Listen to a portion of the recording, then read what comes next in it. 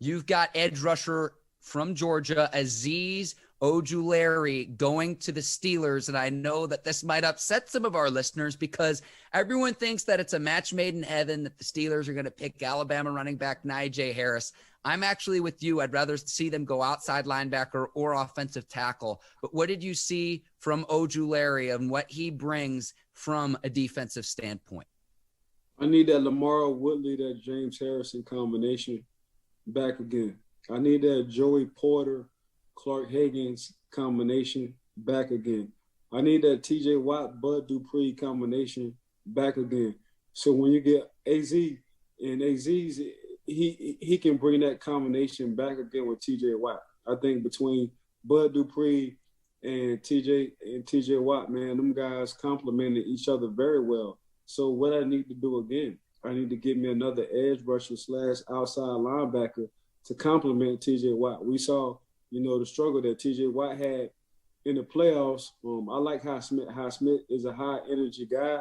He's a nice outside linebacker, but I got to get a guy who can complement a Bud Dupree that can go with T.J. Watt. So I look at Azeez sitting over there, the outside linebacker position for the Pittsburgh Steelers. One thing I know about the Pittsburgh Steelers, if they like anything in the first round, it's going to be a linebacker, whether it's outside or inside, a defense or offensive lineman. They don't really be tripping on running backs. And if you just saw some of the press conferences on the GM, Kevin Colbert, he said the same thing I was saying, man.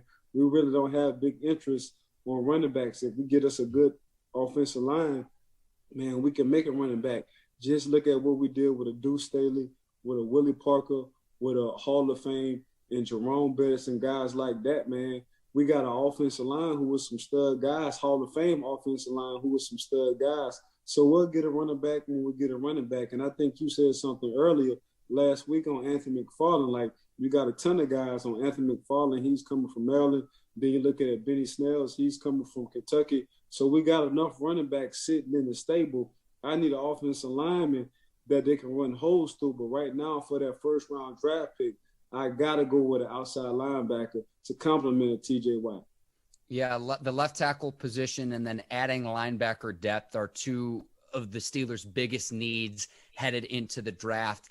And Alejandro Villanueva is still a free agent as it stands right Correct. now, Ike. So who's going to play left tackle in 2021, number one? But then number two, even if you want to start Highsmith and bring Azeez along or whoever the Steelers end up drafting, that player could work himself into the mix. You keep everyone fresh that way, number one. But then number two, you just need more linebacker depth, and maybe you move some players around.